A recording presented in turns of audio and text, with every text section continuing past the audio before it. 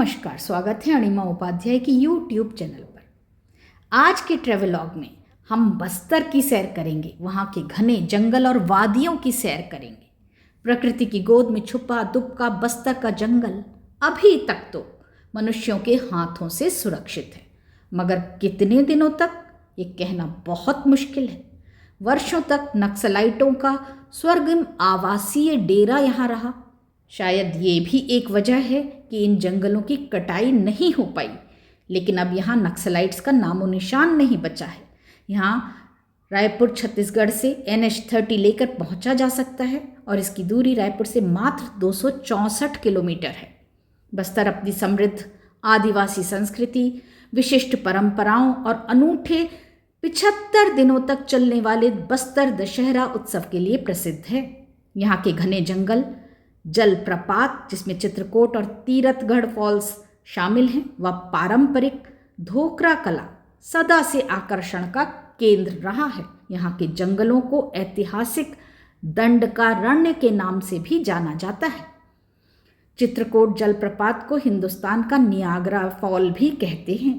ये देश का सबसे चौड़ा जलप्रपात है। हम जब तक जलप्रपात पर पहुँचे शाम हो चली थी और तेज़ बारिश भी हो रही थी, तो दूर से ही फॉल को देखकर संतोष करना पड़ा, वरना यहाँ शाम को बोटिंग की उत्तम व्यवस्था रहती है, जिससे फॉल को बहुत नज़दीक से जाकर देखा जा सकता है। कुछ देर वहीं ठहरकर और बरसात की रात में फॉल का नज़ारा करके हम होटल आ गए। टूरिज़्म को बढ़ावा देने के लिए यहाँ काफ़ी अच्छे होटल्स व प्राइवेट गेस्ट हाउसेस हैं।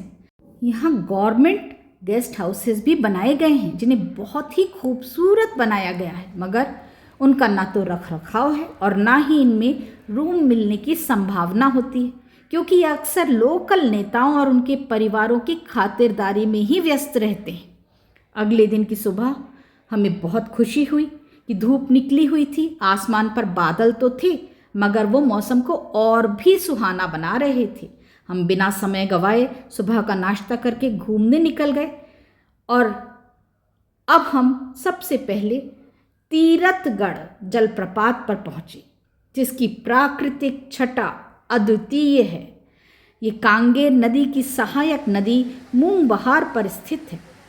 नांगेर घाटी के बीच स्थित ये लगभग 300 से 400 फीट की ऊंचाई से कई चरणों में ये झरना गिरता है, जिसे कैस्केड भी कहते हैं।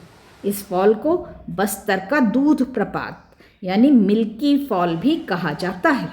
बहुत से लोग यहाँ फॉल के नीचे बैठकर भीगते हुए उसका आनंद उठा रहे थे। कुछ समय यहाँ गुजारकर हम आगे बढ़ गए। घने जंगल से होते हुए मामा भांजा मंदिर की ओर हम रवाना हो गए। रास्ते में जगह जगह लोकल हाट लगा दिखलाई पड़ा, जहाँ यहाँ की सजी धजी आदिवासी महिलाएं हाट की ओर जाती दिखलाई पड़ रही थीं या वहाँ घूमती हुई नजर आ रही थीं। सभी दृश्यों को आँखों से दिल में उतारते हुए हम दंतेवाड़ा जिले के बारसूर में स्थित छिंदक नागवंश द्वारा बनाया 11वीं सदी का भगवान शिव का मंदिर है, वहाँ पहुँचे, जो गणेश और नरसिम्हा मूर्तियों के साथ है। ये मंदिर द्रविड़ शैली पर बना है और एक ही दिन में इस मंदिर के बनाए जाने की लोक कथा के लिए ये प्रसिद्ध है। इंद्रावती नदी के किनारे स्थित ये मंदिर अपनी उत्कृष्ट नक्काशी के लिए भी जाना जाता है और भारतीय पुरातत्व सर्वेक्षण ASI द्वारा संरक्षित है। लोक कथा के अनुसार इसे 2 शिल्पकारों, एक मामा और उनके भांजे ने एक ही दिन में इसे बना दिया था, जिसके बाद भांजे ने मामा की गर्दन काटकर मंदिर के ऊपर स्थापित कर दी थी। ये तो किंवदंती है जो अक्सर सच्चाई से कोसों दूर होती है। बारसूर को मंदिरों का शहर भी कहा जाता है। यहाँ मामा भांजा मंदिर के अलावा चंद्रादित्य मंदिर व गणेश जी की विशाल प्रतिमाएं भी प्रमुख हैं। चंद्रादित्य मंदिर को बस्तर का खजुराहो भी कहते हैं। ये बस्तर के छिंदक नागवंशी शासक धारावर्ष के सामंत चंद्रादित्य द्वारा निर्मित मंदिर है, जो भूमिज शैली पर बना है। गर्भगृह में प्राचीन शिवलिंग और बाहरी दीवारों पर कामुक नक्काशी इसकी विशेषता है। इस मंदिर से होते हुए हम बारसूर के गणेश मंदिर पहुँचे। ये भी 11वीं शताब्दी की छिंदक नागवंशी वास्तुकला का अद्भुत उदाहरण है, जो जुड़वां और अखंड यानी मोनोलिथिक गणेश प्रतिमाओं के लिए प्रसिद्ध है। एक ही पत्थर पर तराशी गई 2 विशाल गणेश मूर्तियां यहाँ विराजित हैं, जो बिना किसी जोड़ तोड़ के बनाई गई हैं। कहते हैं कि बाणासुर की पुत्री और उनके मंत्री की पुत्री की गहरी दोस्ती थी और गणेश जी के प्रति उनकी अटूट आस्था थी, जिसके कारण ही इस मंदिर का निर्माण हुआ।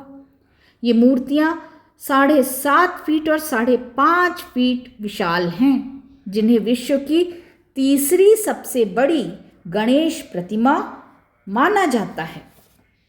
फिर हम पहुँचे दंतेवाड़ा जिले की शंखनी डंकनी नदियों के संगम पर, जहाँ स्थित है माँ दंतेश्वरी मंदिर, जो प्राचीन 52 शक्तिपीठों में से एक है।